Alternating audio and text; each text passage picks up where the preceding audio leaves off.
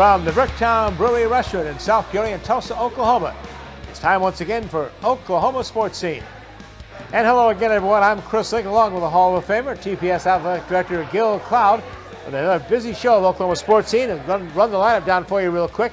Emmett Hahn, our racing expert, who we hoped to have on last week, until the Daytona 500 got delayed. We'll talk about the Daytona 500, that incredible crash that Ryan Newman walked away from, and some of the big safety issues in NASCAR. Also, how proud he is of so many Chili Bowl drivers who took part and a big say in the Daytona 500.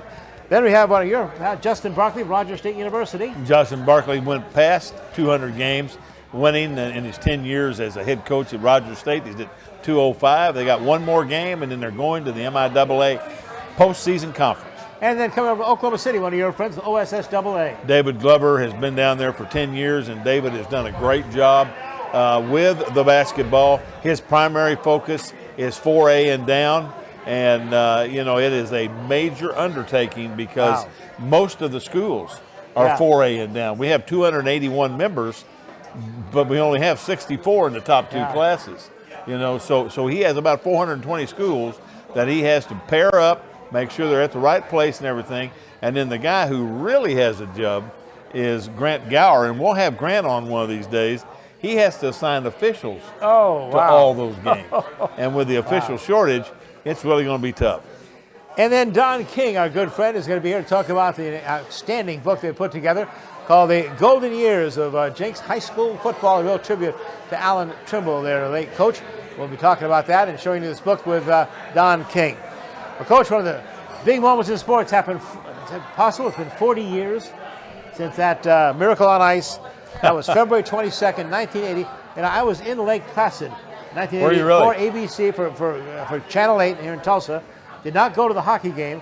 Didn't want to waste money on that. Right. It was that time it was $67 for the ticket for that hockey of course, game. And a lot of people, had no chance, of course. A lot of people don't remember. Yeah. That was a semifinal. That's right. That wasn't the final. That's that was the semifinal, and they win that, and of course made Al Michael famous. Did they ever? Of course, here's a group of young American, really college players, right, Coach? Literally, yes. Average age just over 21 years old. Right. They're going up against the superpower of hockey.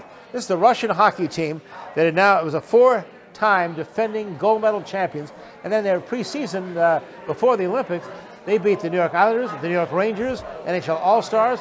They put a beating on this young U.S. team. Was it like 10-3 or 10-4 Madison Square Garden? Just a couple weeks before the Lake Placid one. Unbelievable, but Herb Brooks was a coach. Minnesota. Herb Brooks, when I was at Upper Iowa University, we toured Minnesota State. And Minnesota State, where he was the Division I hockey coach at Minnesota State University. And I'll never forget, and at St. Cloud State. And so we go through St. Cloud State, and they show us this rink. And I said, boy, this is really nice, because they're thinking about joining our conference. Right, yeah. And I said, we use the frozen Volga River for our skating. And so he said, well, this is just the practice rink. And we walked through, and there's an 8,000-seat rink.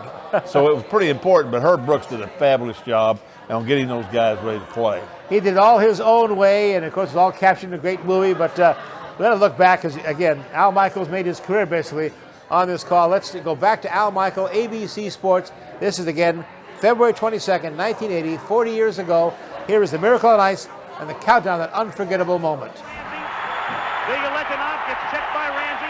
McClanahan is there. The puck is still loose. 11 seconds. You've got 10 seconds. The countdown going on right now.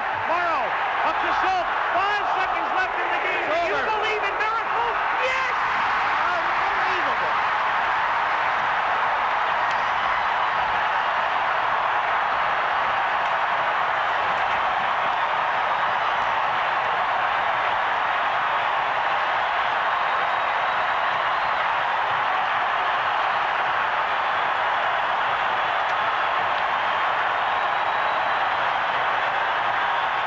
Do you believe in miracles, Coach? I tell you, Al Michaels does. Wow. But what a great series for them. And, it's really interesting because it was the semifinals. Exactly. They come back in the finals and beat Finland 4-2, but it was really over when they beat the Russians. Sure. I mean, that was it. But what a great testament. Sports Illustrated named it, by the way, the greatest sports moment of the 20th century. And hard to argue. It was big. Yeah, I guarantee it was big. Speaking of big, Yeah, they said heavyweight boxing has really had a struggle the last few years, but they finally got a big super match. For the first time in history, 2 unbeaten heavyweights got to meet each other. These guys were some serious guys. Tyson Fury and this Deontay Wilder, quite a fight. I heard about it. I didn't see it. We didn't pay $90 a piece. I wasn't going to pay $90 to get that, but it is it's interesting. Now I think isn't he the one that sung to the crowd? Yeah, he's from England. Yeah, big he sung guy, to the 6'9". Yeah, big guy. Boxing. I don't know about boxing. We're in a CTE phase right now with concussion and all that business. Sure, yeah. And there have been a lot of boxers that have gone through that. If it's a real good technical match, I don't mind watching it. But when they start cutting them and bleeding them and everything, I'm not sure I like that. And that Tyson Fury put some kind of beating on Deontay Wilder, the U.S. boxer who was the WBC champion. Now the belts have been unified. Tyson Fury getting a 7th round TKO in this multi-million-dollar extravaganza where he came out and they carried him out on a throne or something, coach, and then Wilder came out with some kind of mask on or something, and all Vegas, all theatrics and stuff. Oh yeah. Made a big impression with the fans and stuff, and the crowd, of course. Some boxing fans right there in the background. Evidently. I guess so. But one thing you're sure of, right, will be a rematch. Oh yeah, they say that it's in the contract. Yeah. That they have, I think, 3 months to make and activate a match, and they will because it's nothing but money. And they're talking about Wembley Stadium, a huge outdoor stadium over in London, which of course and will sell out. Yeah, exactly. For Tyson Fury, so that was the big boxing story this past weekend here. We're going to come back and get right into Emmett Hahn visiting with us on the Daytona 500. Supposed to be on the show last week, Coach, but they got rained out. It got rained out, and boy, Emmett's got some great stories about some of his Chili Bowl alumni. That's right. Who are there or were there Yeah. At Daytona. And matter of fact, I think he's going to tell us about who was in the front row of That's that, right. and who was could have been a life-threatening accident, That's right. but made it through. And how great was that photo of Ryan Newman walking out of that hospital just 40 hours after that? With his kids. Crash with two little girls. Yeah, that was unbelievable. If you see that crash, there's no way in the world that a guy can get out of that. Yeah. And 41 hours later, he's walking out of the hospital. We'll show that to you. Come up next on Oklahoma Sports Scene as we talk to Emmett Hahn about the Daytona 500, the NASCAR safety issues that probably certainly saved Ryan Newman's life, and about the Chili Bowl alums. Then also look ahead to Chili Bowl 2021. Straight ahead on Oklahoma Sports Scene. Cheers.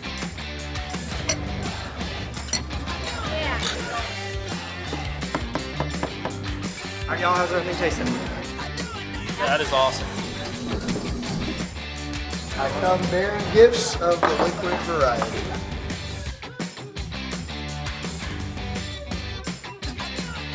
Bricktown Brewery. Come and get it.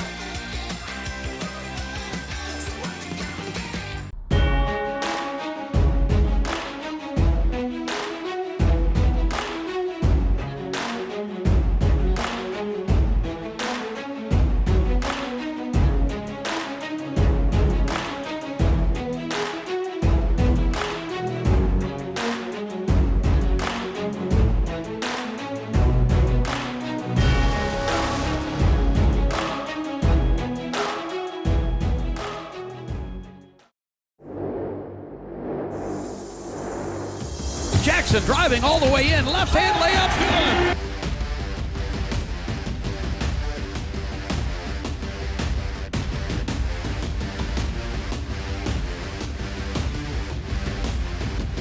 Joyner throws left side, Rochelle driving all the way down, and a one-hand slam dunk.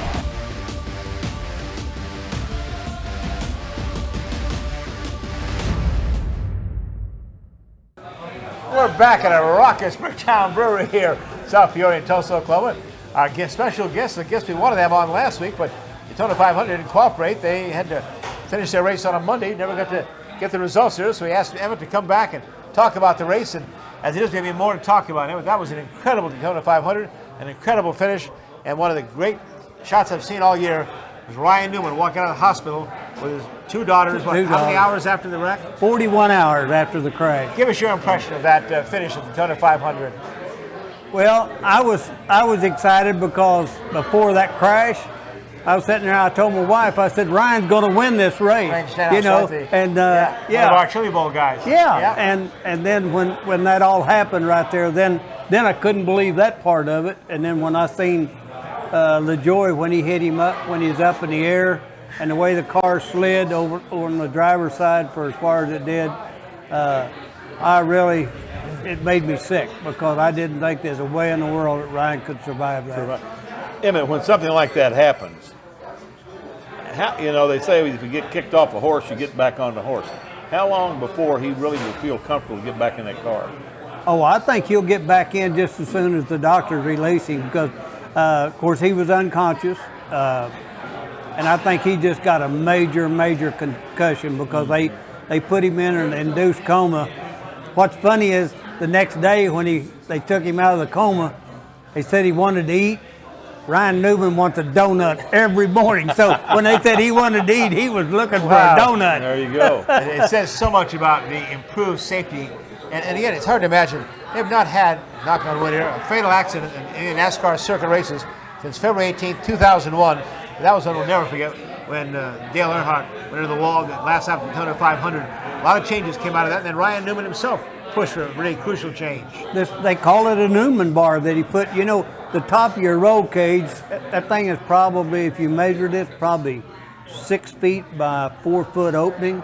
And so Ryan wanted to put another bar in there to where if something like this happened, it would keep a car from coming in there and your head being the first thing on the scene.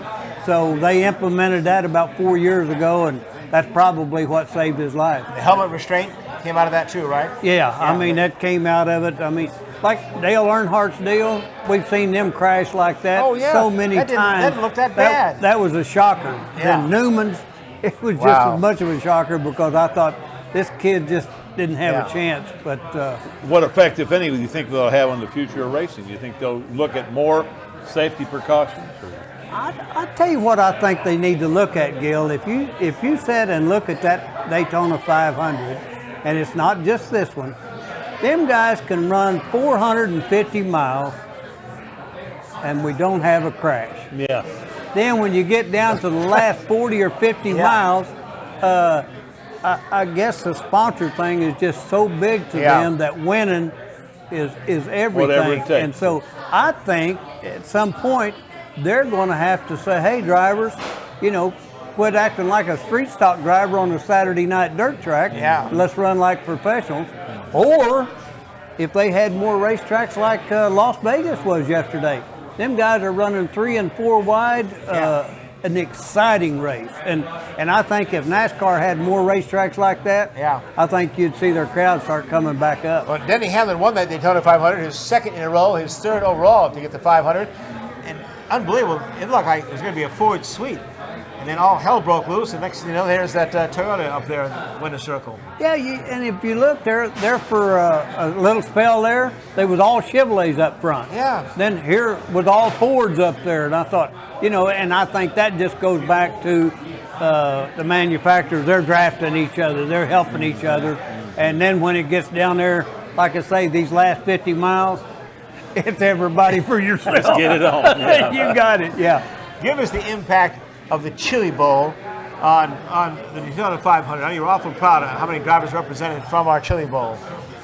When I looked at the front row, and both of them was Chili Bowl racers. How about that, huh? Ryan Newman should have won it. Yeah. He raced at our Chili Bowl this year. We probably had 10 or 12 of them in the Daytona 500 that runs the Chili Bowl. And I know they was asking, I think it maybe was Kyle Larson, about why is it harder to win the Chili Bowl than it is the Daytona 500. He said, well, at the Daytona 500, you got 40 cars, and you got probably 10 or 12 of them that's really capable of winning. Yeah. Where at the Chili Bowl, you got 350 cars, and you got 100 of them that got a chance of winning. He said that's what makes it harder.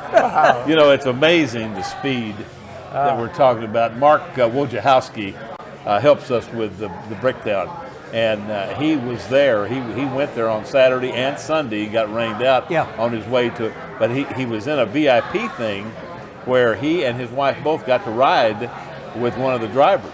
on the course, 3 laps around, and he got out, and he said, man, I was just flushed. And he said, how fast were we going? He said, oh, they don't let us go any higher than 185. Yeah, there you go. Yeah. And you know, another thing about NASCAR, and I looked at it yesterday and then last week with the Daytona 500. You got Richard Petty's car and the Wood Brothers cars, and them are about the only 2 single old-time racers that's still involved in it. Now then the owners, you got the Hendricks and the Gibbs and all this, and you got so many corporate owners in there, but there's only 2 of them left. Well, what's it cost to run a NASCAR car for the season? My gosh, Emmett, I can't imagine sponsorship-wise. I talked to Richard Petty probably 4 or 5 years ago, and when you figured your annual cost, he said it cost them, this was 4 or 5 years ago, about $400,000 every week when they towed to the racetrack. Every week. Wow. So, I mean, like Hendricks, he's got almost 600 employees. And so when you start adding that all up, when he said 400,000, I thought, holy cow, a week? But when you stop and look at it, and they're cutting back. NASCAR's cutting back on the people over the wall, and the Infinity guys, they have them fly in the night before. They do their tech practice and race, and they're just saving them on expenses. But $400,000 a race. Denny Hamlin won, of course, for Joe Gibbs Racing. And what a transition from a Super Bowl champion football coach to get into racing like that and been so successful. I think that just goes back to being competitive. And I know when Tony Stewart drove for him for many, many years, if he and the other teammate had any kind of issue, Joe Gibbs got him down there on Monday morning, and them boys sat in the room. They got all their issues worked out. And I think it's just his management. He just knows how to manage people, and besides that, he's just a great religious guy. Yeah, good individual. Yes, you bet. Hey, have you sent Jeff Gordon a Chili Bowl t-shirt? Was he on your payroll? Jeff Gordon couldn't say enough nice things about Tulsa and the Chili Bowl. Well, I need to give him a shirt. You sure do. No, when they had that rain delay, Jeff Gordon done us an outstanding job. But you know, Jeff was, again, he was up here this year at the Chili Bowl because we have that kick. Actually, That's right. And Jeff comes up every year, and I think when Jimmy Johnson's through with NASCAR this year, I kind of look for Jimmy Johnson to be driving this Chili Bowl next year. There you go. The 35th Chili Bowl Nationals, not too early to talk about it, January 11th through 16th, 2021, and tickets going on sale pretty soon, right? Pretty soon here, within about 30 days. Yeah, that's right. Ticket orders begin March the 4th, and deadline to retain your Chili Bowl tickets is April the 10th. You got a number you can call, 918-838-3777. Chili Bowl 2021. How do you make it bigger and better, Emmett? I can't imagine. This last year was the biggest year we ever had, and sponsors is about the only thing you can do. But the county and city bought our new bleachers, and that spruced the place up a little bit. When we put them aluminum bleachers in over there, it raised our noise level a little bit. So we're implementing a spec muffler for next year to quieten it down a little bit. And Kyle Larson, of course, won our Chili Bowl this past year, and knocking off our 3-time winner, Christopher Bell. They were both a big part of Daytona. They was. I mean, they was both players in that thing. Right. But I looked there at one time. Bell was up running third at one time. Hey, that's his first Daytona. Absolutely. That's the first time to race a Cup car. So he's a player. You're a regular for us. We have, as usual, regular, buddy. Our good Hall of Famer from Webster High School. I just want to thank you, gentlemen. That was quite a deal down there, your induction ceremony down there. Nice. I was totally impressed. Good. I wasn't impressed with Jim Shields' speech. I was the first 20 minutes of it. Well, when he said I started wrestling as a junior in high school, I knew we were Well, the fourth wife is when I knew he was in trouble. Emmett, great job. Thanks for joining us. All right. Hall of Famer here. We're right back, and we're going to have Justin Barkley talking about Rogers State University basketball. They're heading for the playoffs coming up. At Rogers State University, we keep things personal.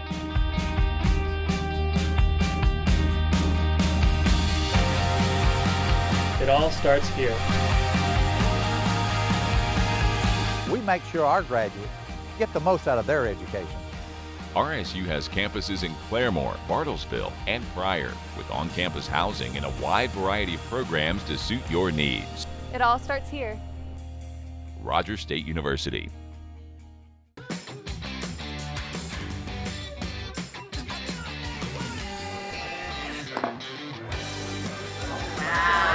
The service is amazing. Food's delicious. I love the avocado fries. I love the energy. Local beer, great food, truly friendly service. Look all right for you? Bricktown Brewery, come and get it.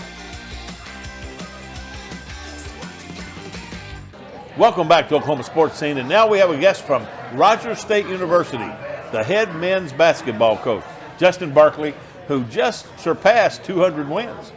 Well, congratulations. Thank you. It's been an exciting 10 years, but I've been in a good place. But it's been a lot of fun, and it's a great milestone with a great group of guys. 22-5 the Hillcats are this season, just coming off wins at Fort Hays, Kansas, and then also University of Nebraska, Kearney, and then we're going to that 22-5 record. You got one more coming up Saturday at Emporia State. We finished with 3 road games, then MIA tournament, right?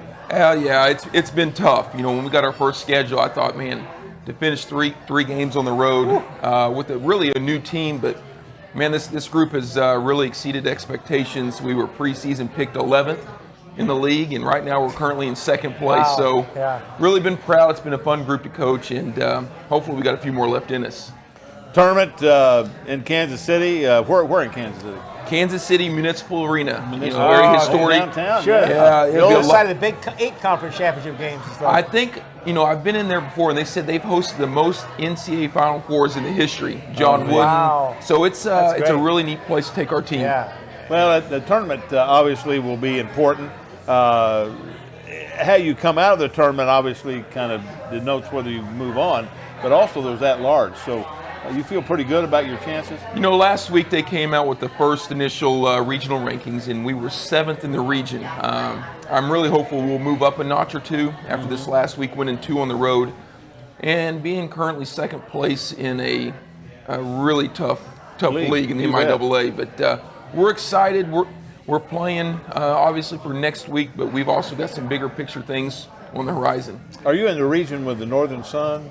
Northern Sun and the Great American Conference. So a lot of regional schools here from Oklahoma. We're excited. The Barkley name is a pretty famous name around here, isn't it, Coach? I'd say. His dad's been around forever. That's right. He won't leave, I know. We just congratulated Justin when he was 200th. You and I were out at Clyde's, 1,000th last year? Right. Unbelievable. His name is on the court out there at NOLA High School. Yeah. You're a big part of his state championship team. Tell us about that. Well, I grew up a coach's kid, obviously, and he's been at the same school his whole career, and moving around was never really in our DNA. I'm going on 12 years at Rogers State. I think he's going on mid-40s at Inola High School. But what a role model for me to grow up and be around. And, I think I just got my 200. He's closed in on 700, so I got a ways to go. Well, that was great, too. That team, by the way, was the 1998 state championship team for the Inola Longhorns. What a lousy nickname for an Oklahoma team, huh? Well, there's only a few, but to be able to do that with my dad is one of the special landmarks as far as I've got to be able to, accomplish in my short career. But to do that with my dad was really special. We've had your president on, Larry Rice, and boy, what a great ambassador for Rogers State, but also for intercollegiate athletics. Yeah. Absolutely. He's always taken a special interest in athletics. And, for Rogers State to only have, our programs around for 13 years, the success that we've been able to have, the excitement we've generated moving from an NEI program to an NCAA Division II, and now not only are we Division II, we're probably in the toughest, Division II league in America in MIAA. That just shows his, the importance of, intercollegiate athletics that he's, done on our campus. So we're excited. He's been a great boss to work for, and I'm very privileged. Good. State championship team, and I know they mentioned 1998, and on the Northeastern State University in Tahlequah. Coach, part of their national championship team, 2003, and you had a little bit to do with that, didn't you, Coach? I hired the coach. There you go, that's right. Yeah, sure did. I left in 2000. We got Larry Gibson from the University of Toledo. Right. And I tell a quick story. Yeah. We've got him in town, and he interviews, and I'm between presidents. Roger Webb is leaving, going to Central Oklahoma, and Larry Williams is coming up from Southeastern. well, I can't find Roger, and I've got this guy in town. I need to have him. And so I finally get a hold of Larry. He's here in town, and he says, meet us out at the Olive Garden. So now I've got to find him. He's left campus. Oh, my God. He's going down the jetway.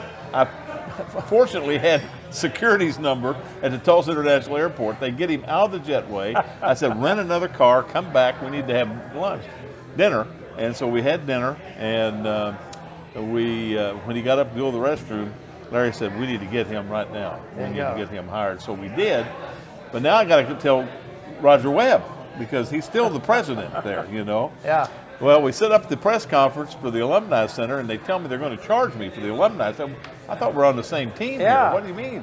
So we moved it to the gym, but I forgot to tell the president. He comes and walks in the back of the room, and I walked back there and said, you need to meet Larry Gibson. He said, I'm still the president here. Well, I see you for 2 weeks. I thought he was going to fire me. And I finally went over there, and he said, I don't know what you're talking about.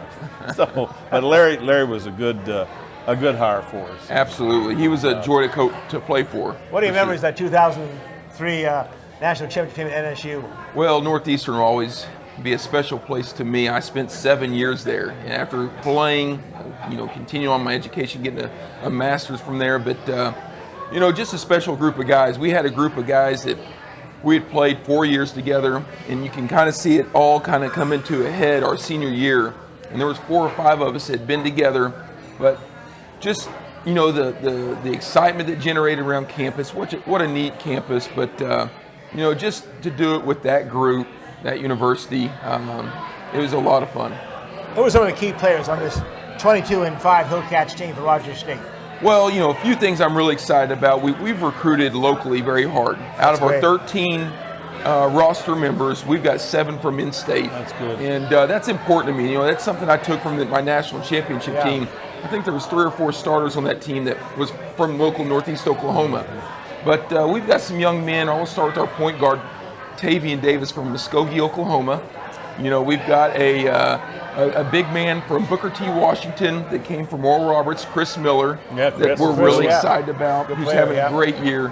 We've got a couple of transfers, one from Stetson University, and then the other 2 starters are from Oklahoma, who's an incoming freshman from Kingfisher, Jet Sternberger, who his brother plays for the Green Bay Packers. And our starting other forwards from Verdigris, Oklahoma. So 4 of our 5 starters are right here in our backyard. Well, that's great. That's fantastic. Again, the February 29th, that's our final regular season game at Emporia State in Kansas. Then it's on up to Kansas City, and March 4th through 8th, the MIAA tournament. Be a great time up there. Wish you all the best, Coach. Well, thank you for having me, and we're very excited, and we appreciate all you guys do. Thank you for your support for Rogers State. Good luck, and hey, come to Bricktown on us. Yeah. Would love to. Thank you very much, guys. Thank you. Have to give your wife a plug, too. Good luck, Justin. Yeah. Emily, of course, athletic director at Union High School. Yes. Your dad, of course, legendary coach at Inola High School. So, again, great to have the Barkley family with us. Thank you very much. Come back, talk more basketball, high school basketball, as David Glover is over here from Oklahoma City. He's the assistant director of the OSSAA. Talk high school basketball straight ahead on Oklahoma Sports Scene from the Bricktown Brewery restaurant. Each week we talk about the GTR, and we know for a fact that Forrest Cameron and his wife Sharon put out a tremendous paper. Well, I brought all 6 of them today. I'd like for you to see them. The Union Boundary, and here is the Owasso Rambler. And if you live in Bixby, how about the Bixby Breeze or Broken Arrow, the Broken Arrow Express, Jenks, District Gazette, and then of course the Tulsa Midtown. All of those, the GTR. If you haven't had an opportunity to read one, do it, and you'll be proud of it. I bring Tulsa's voice to Oklahoma City and Washington. I build relationships with elected officials and community stakeholders to develop policies that grow the Tulsa region. I loved my time at Rogers State University. The personal relationships I developed with professors really helped develop a skill set that would help me serve the Tulsa region that I care about. It all started for me at Rogers State University. Welcome back to Oklahoma Sports Scene. And now we have a special guest from the Oklahoma Secondary School Activities Association, the guy who knows all about basketball, David Glover. David, welcome to the show. Thanks for having me come over. I appreciate it. David, give us a bit of your background now in athletics. Well, I was Dan Hayes, I don't know if you guys remember Dan Hayes, but I played collegiately for Dan Hayes at Northwestern America about just a few years ago, and but grew up out in western Oklahoma at Woodward, Oklahoma. Been in Oklahoma my whole life. Coached at O'Keene and Fairview. Coached some girls basketball and boys basketball as well, and then became a school superintendent and spent a couple of years at North at Newkirk, and then Bethel Acres over by Shawnee. Right, yeah. And finished up at Okarche, and then this job came open, and I went brain dead and took it. And but no, I've really enjoyed. I've been there with the Activity Association now for this is my 7th year. Well, that was not bad for Gil. He's going to keep, 9 schools happy, high schools, and how many junior highs? 10. Schools total? Yeah. 19. You have what? How many schools do you have? 486. There you go. Yeah. Wow. Yeah, but you don't have to employ the coaches for that. That's right. Or hire them or fire them. That's right. Well, an exciting time of year. Yes, it is. David, high school basketball coming into the playoff time. It's one and done, and the pressure wraps up, and so is the excitement. Talk about some of the best you've seen so far in the state, especially on the western side of the state. Well, over on the west side where I, hang out most of the time, 4A boys, it's worth the price of admission to go watch Kingfisher Yellow Jackets. They're, I know they've been down here in Tulsa at the Tournament of Champions. I think they're coming back next year, from what I understand. They're a great draw. Kingfisher brings a lot of people, which will really make Coach over there happy. But they're kind of the class of boys basketball out there. We've got in small school in A and B, your Fort Cobb Broxtons are still good. People in that part of the state know a lot about Fort Cobb Broxton, Surreal. Girls basketball, we've got the regulars. It's an exciting time of year, but it's one that I really enjoy and look forward to. Well, the big schools, the 2A through 6A, are gone through the district, right, Coach? Now in the regionals this week. Well, the regionals for 5 and 6A, 4 and 5 and 6A right now, and which we're involved with because all of our schools are 4, 5, and 6. Give us a preview of our best on this side of the state. Well, we've got Booker T, boys and girls, are pretty good. Memorial is number 2 in 5A boys, and Rogers girls are number 1 in 5A girls. Right. And their boys they're hosting at home, we've got Webster, who 4A you have to travel, so they get to play at home, and then they go on the road. Central goes to Muldrow, and if they win, then they go to North Rock Creek. Wow! And if they win there, then they go to Washington. I don't know. North Rock Creek's a little. It's a new member. This is their second year, I think. They were a K8 district and had me come over and look at their facility back when they were K8. It's unbelievable. I think it'll be a real treat for the kids to play in there. But they had a vision looking forward to what their high school would be like. And when Gil talks about 4A, 4A girls basketball, probably top to bottom, is the elite of in Oklahoma. And over in this, you've got your Veneta, Victory Christian, Veneta, Fort Gibson. I think they're going for their 13th or 14th consecutive state tournament appearance.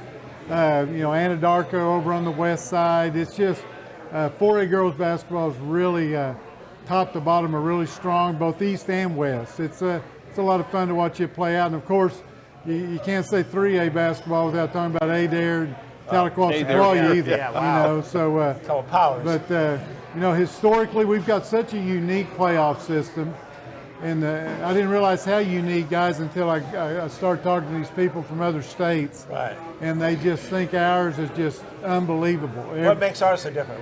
Well, everybody's got a shot. Everybody in basketball. plays. You could be 0 and Everybody's 21 got a shot. and play in the region. There's always people. We were just visiting with the gentleman here before you got here. Every year you think, how can we make this better? Well, if it ain't broke, don't worry about fixing it.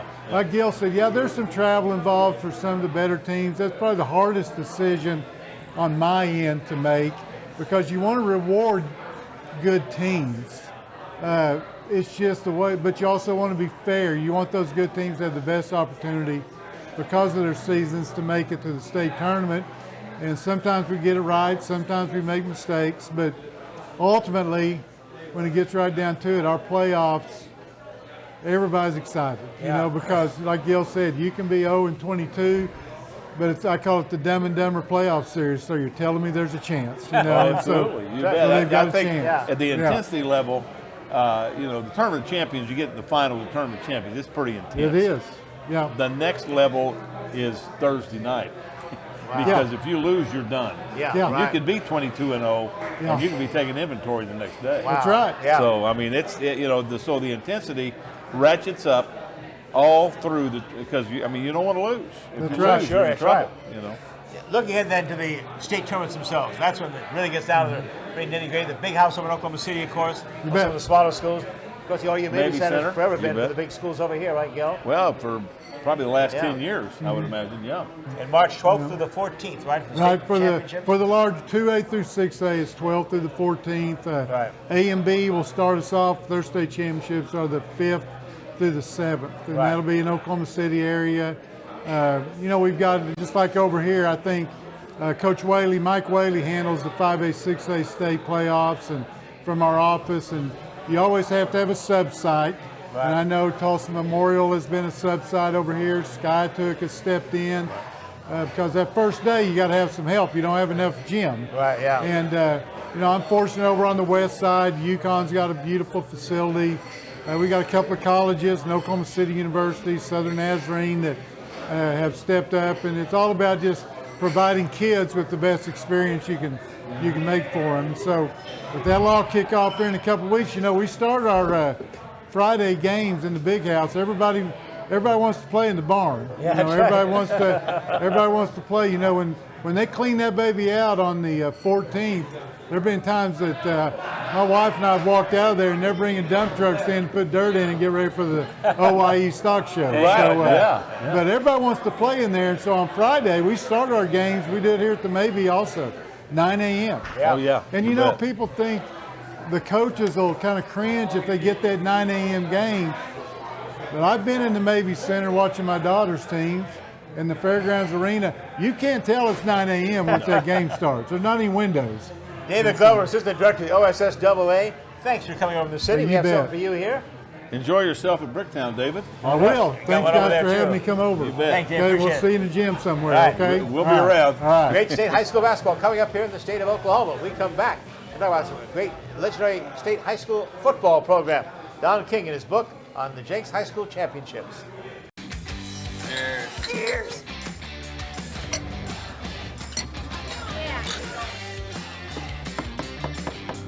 All right, y'all, how's everything tasting? That is awesome. I come bearing gifts of the liquid variety.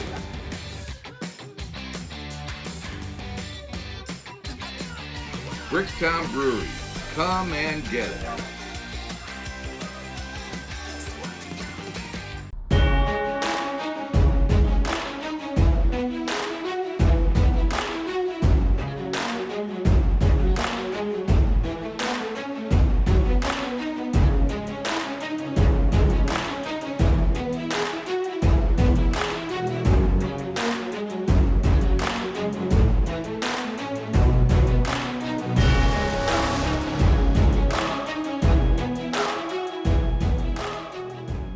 Waiting for some time to get this book out and published. This is The Golden Years. It is the life and legacy of Coach Alan Trimble, one, of course, the iconic former football coach, the Jenks High School Trojans, and the guy who helped drive this whole operation is my buddy Don King. Voice, how many years the Trojans, Don? 17 years. Wow, I tell you. What great memories you have, what great memories are in this book. Tell us how it all came about. Well, Coach and I actually met when he was at NSU. I think I might have told this story before. Field, yeah, we were in the oil field patch together. And I said, hey, maybe someday I'm just starting in Tulsa. Maybe I'll start doing your games when you become a coach. And lo and behold, that's what happened. And so there would be stories, Chris, after our weekly radio or TV shows we do, and we'd laugh and we go, we need to put that in the book someday. So certainly after he retired, it was his mission not only to start Trimble Strong Foundation and his legacy, but to get a book. And because he wanted to do it for the kids, he wanted to do it for the success that the program has had.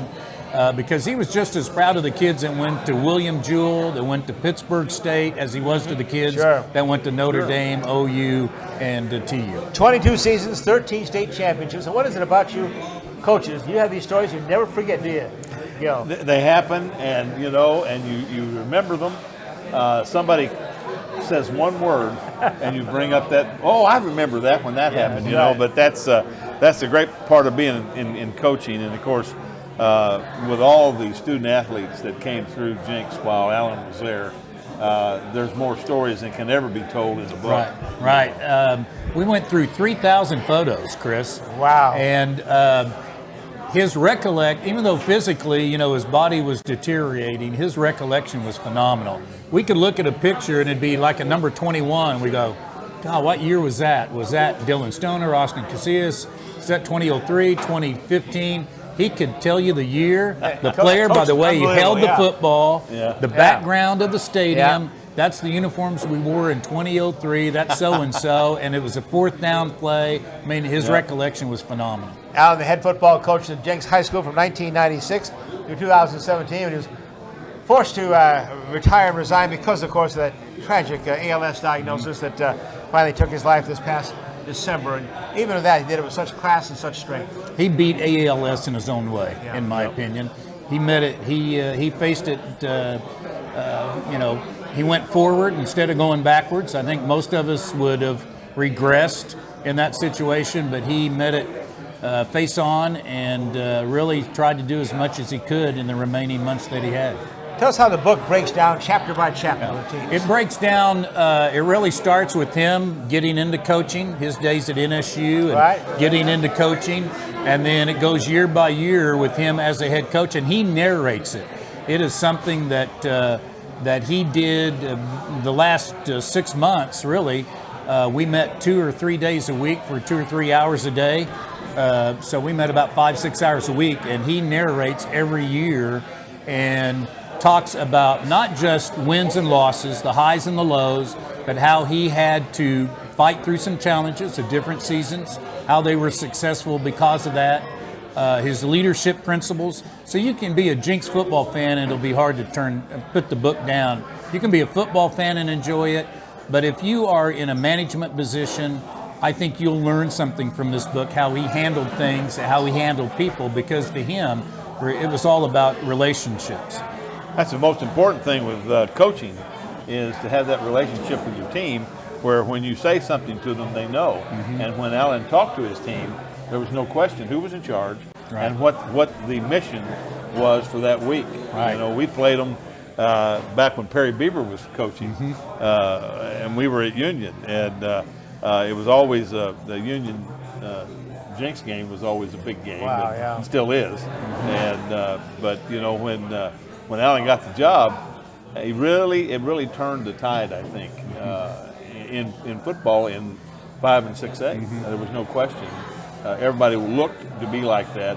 I can remember vividly when we built the stadium, and Frank Harold, the former superintendent, and Bob Sharp called up, and Bob Sharp was the brother-in-law of my superintendent, Wesley Jarman. And he said, hey, Bob and Frank want to meet us out at the stadium. So we get out to the stadium, and Bob was a builder, was in commercial building and everything. He gets out his tape measure and measures the press box. And Wesley says, Bob, what are you doing? He said, ours is going to be a foot longer and a foot wider than yours. And had an elevator. And had an elevator. Right. In the mid-'90s, I've been covering Jenks Union since '88. I'd say in the mid-'90s with Justin Fuente, Eric Bernard, that team in the mid-'90s.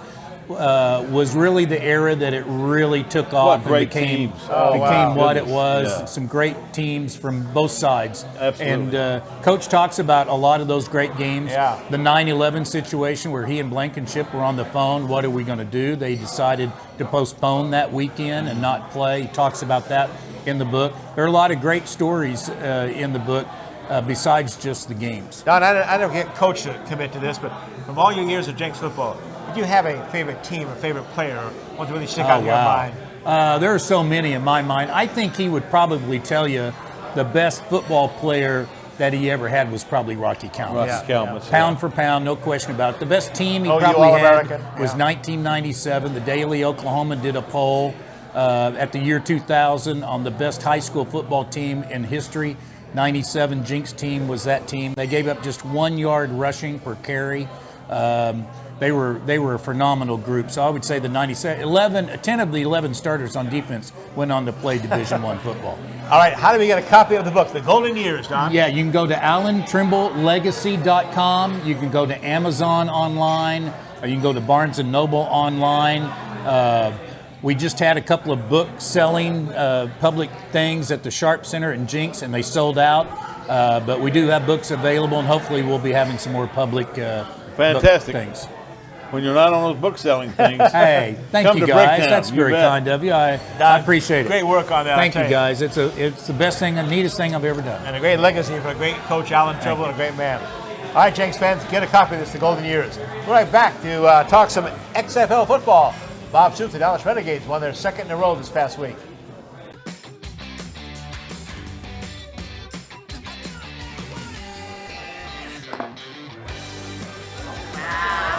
The service is amazing. Food's delicious. I love the avocado fries. I love the energy.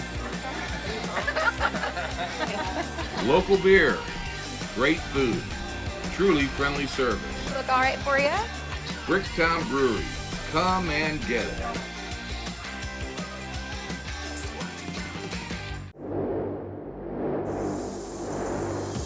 Jackson driving all the way in, left hand layup, good.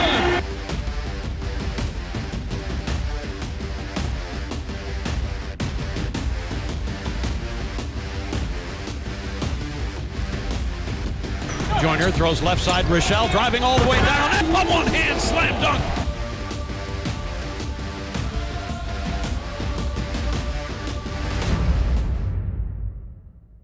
It's that time on Oklahoma Sports Scene. We look back at the week of the XFL, week 3 of the new Pro Football League during the springtime here. And Bob Stoops, Dallas Renegades coach, got another victory on the road, and they're now 2-1. Bob's 2-1, and Landry Jones played exactly the way he did last week. Gosh. Not very good in the first half, really good in the second half. And I don't know what causes him to be able to turn on, but they interviewed him after the game, and I thought it was very interesting that he said he was very, very appreciative of Hal Mummy and some of those people on the offensive staff because they basically let him do what he wants to do. Right, yeah. Which I think that means he can change at the line of scrimmage and make some different calls. So maybe he gets a little bit more in the rhythm of the game in the second half. I know Coach Stoops appreciated the fact his defense really played well. In fact, they shut out Seattle in the second half as the Renegades won 24-12. And that now is their second straight come-from-behind victory to improve to 2-1 on the season. They had 374 yards of offense. Landry Jones, 274 yards passing, and had 3 touchdowns on the afternoon.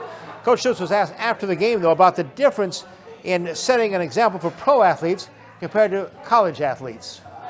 So, you know, you always want to be an example, in my eyes, a Christian example and a family man and a guy that, you know, takes care of his children and his wife, and you want to be an example for all things that are positive when you're working with young men. And I guess, but some of them are old enough that, you know, they don't need that example. Some may take it in a positive way. I always try to be positive. That's even like at halftime. You know, I refuse to get negative ever. And, you know, so you just try and be a positive example as much as you can in really all parts of your life. And I'm no saint by any means, so I'm sure I've failed plenty of times. But I think there's probably a little more of that in college because of the age of the players, and you're with them so much more. These guys, you know, are limited in the time you're with them, but you still try. And the Renegades come back to Arlington, Texas, and Globe Life Stadium, the old Texas Rangers ballpark, for their next home game. That is Sunday, the 1st of March. They'll host Houston. That game is at 3 p.m. and it's on FS1 National. Coach, some of your first impressions of XFL now through 3 weeks. They're actually reached the midpoint of their season. You know, overall, I think the level of play is about what you would expect in like a AAA or AA baseball. You know, you got some guys that are probably a step away of being able to make it. Yeah. And this gives them the opportunity. a guy that may be not drafted but goes into this. I think there's a place for it because I think it will help us with intercollegiate athletics. Right. You know, and Sure. I can see kind of like the D League was, right, the NBA. Exactly, yeah. It gives them an opportunity to go somewhere and play because, you know, there's not very many places that a football player that doesn't get drafted can play right now. And you have guys sitting out, and you hear it every year. You've got somebody gets hurt, this guy gets hurt, and then you're getting this guy who's on a trash truck somewhere. Yeah. That, you know, he got cut during two-a-days. This way, they'll have an opportunity to really evaluate. And I think, you know, some of these guys may be looked at in the draft. I wouldn't be surprised. You know that thing of the Dallas Renegades, that big 6'9" tight end, that Parham kid, who caught like a couple touchdown passes this past weekend. He's got to be NFL worthy, I think. And their kicker has been perfect this year. The kicker hadn't missed one yet. That's just a really good kicking game from the whole league, punters and kickers. So, you know, they'll take a close look at that as well. This past weekend, Dallas again beat Seattle 24-12. Houston beat Tampa 34-27. And on Sunday, St. Louis, the best team looks like in the league right now, they beat New York 29-9 to stay undefeated. That stunning upset Washington, ought to be one of the best teams in the league. They were undefeated. They go to winless Los Angeles, which Dallas beat last week, and LA beat them 39-9, Coach. You just never know. You know, you never know. Well, again, the Dallas Renegades and Coach Bob Stoops back home for that game on Sunday, March the 1st. They'll be hosting Houston. That game, 3 p.m. kickoff down there on FS1. We'll come back with our parting shots straight ahead. Cheers.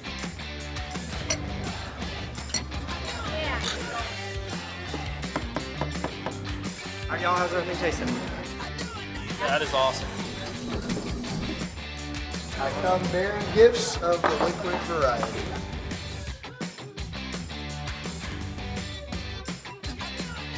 Bricktown Brewery. Come and get it.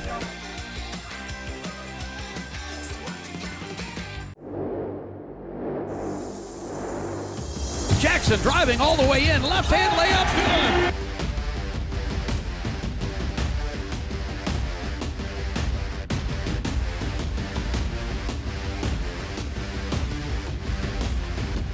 Joyner throws left side, Rochelle driving all the way down, a one-hand slam dunk.